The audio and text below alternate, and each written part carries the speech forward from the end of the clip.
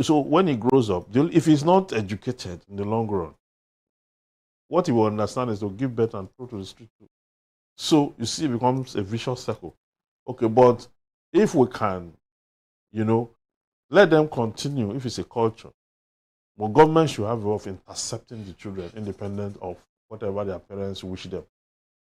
Because the children belong to government, really, in the true sense of it.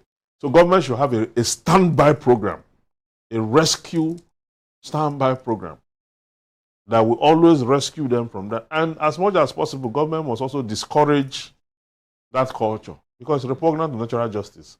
That is not a culture that will pass through validity tests or repugnancy tests. It's repugnant. Okay, you don't give birth to children and throw them on. The government should look at it.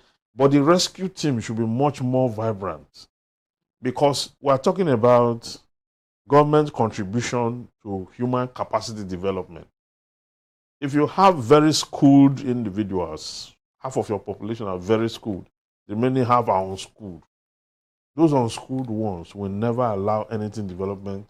There is no way those who are schooled will be able to thrive in the presence of those that are unschooled. Largely so. You can even see it in Lagos. You see how that you'll be driving on the street. A city or your area boy can just step onto the road because he wants to collect money from it. Will just cause traffic and will be there creating that nuisance. Then you are not part of his upbringing, you did not support that he was not taken care of, he didn't go to school, you are trapped in the traffic. So the influence of one man that is uneducated, an uneducated man is a dangerous person because he sees things upside down. He will never be able to see clearly because, you see, education takes away the walls of idiocy and stupidity that primarily is the harbinger of men. It's education that prunes. And an unpruned person will give you the dose, that incivility. And that incivility will cause chaos. Sometimes it will lead to riot. Sometimes it will lead to different things. Even the insurgents we're talking about.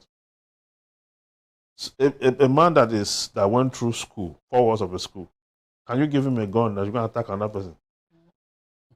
He won't collect it from you because, yes, so you can see how easy it is to breed terrorists when you have an Almajiri system, that is that people are on school and the rest of that. So it's difficult for you to curb this situation when you have the floodgate of that culture open. That's why you need a rescue team. And that's what Alausa should be talking about. Because you don't say rescue, you say you want to, out of school, you want to bring them back to classroom. See, it's not straight like that. You have to do a lot of things to be able to bring them back to classroom. You must first document them. Let's know how many they are. Then we can now see how you can spread them across this. The public schools that you want to take them to do, that we will have sufficient, do we have sufficient classrooms? There are other factors that we're not looking at. Looking at expanding the scope, employing more teachers, training and retraining them, getting more facilities, indoctrinating them with modern education, AI and ICT and all that. These children are talented children. They are just unfortunate. And wherever they find themselves, what they will learn from. If you find themselves in the concentration camp, that's where they will learn from. If they find themselves in school, that's where they will learn from. And their output will reflect where they are learning from. So we need to be serious about it. This is a national emergency. This thing is an emergency. But because the way it's saying, it's just going to bring them back to classroom. You should look at it proper. We have to do something about it. This is an emergency.